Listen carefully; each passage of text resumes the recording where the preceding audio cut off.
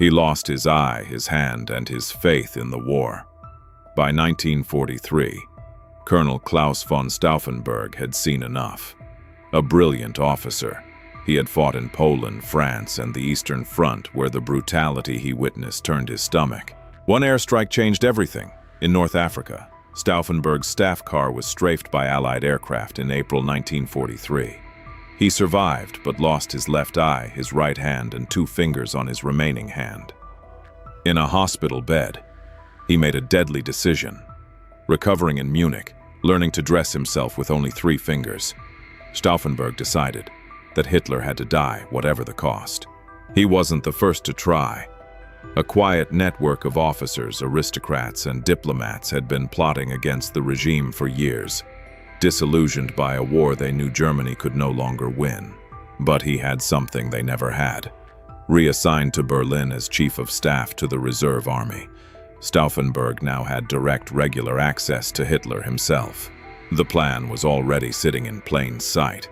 Operation Valkyrie, a contingency approved by Hitler himself, meant to mobilize the reserve army in case of internal uprising. So they rewrote it in secret. Instead of crushing a rebellion, Valkyrie would now be used to seize Berlin, the moment Hitler was dead, arresting the Nazi leadership within hours. 2 generals joined the conspiracy at its core. Friedrich Ulbricht and Ludwig Beck stood beside Stauffenberg, each carrying pieces of a plan that could still collapse at any moment. So 6 attempts had already failed. Hitler's paranoid habit of changing his schedule without warning had undone every earlier plot. Time and nerve were both running dangerously short. So Stauffenberg made a final decision.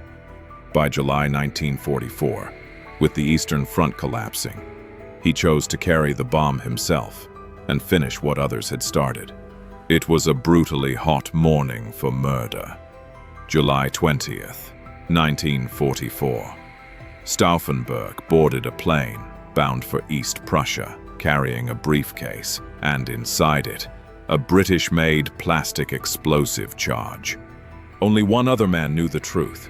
Beside him sat his young aide, Lieutenant Werner von Heften, the only person aware of exactly what that briefcase contained.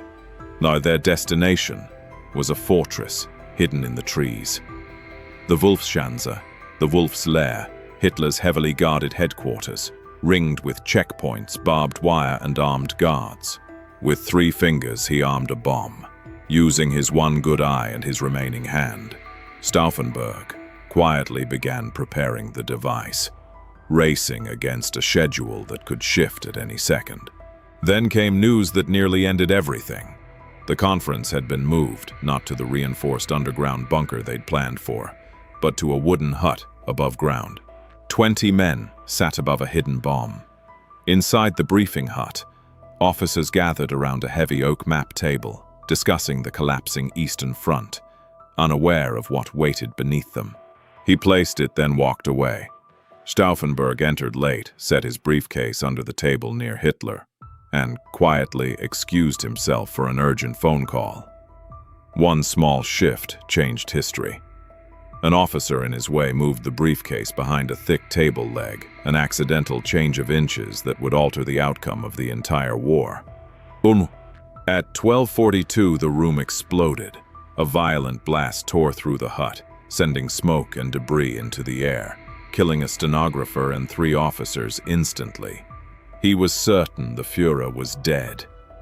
Watching from a distance, Stauffenberg saw the building erupt and believed without doubt that Hitler could not have survived.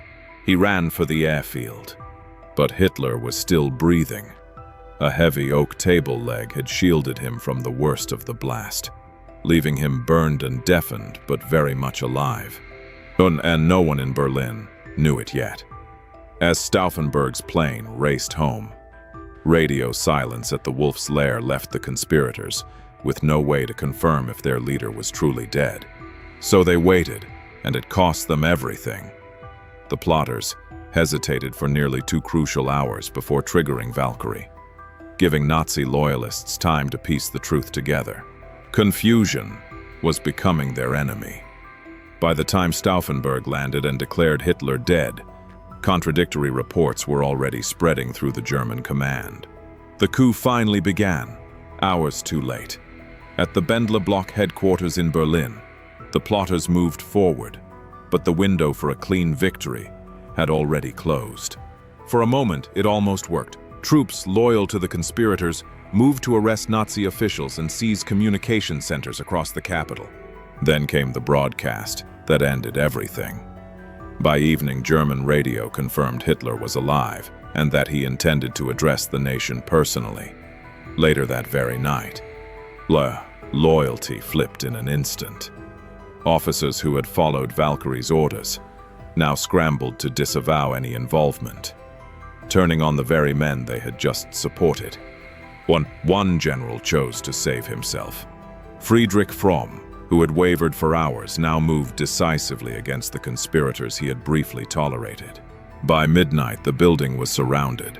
Stauffenberg and his fellow plotters were disarmed at gunpoint in the very courtyard where the coup had been declared. There would be no trial. Without delay, General Fromm ordered an immediate court-martial in a dim courtyard, lit only by the headlights of a military vehicle.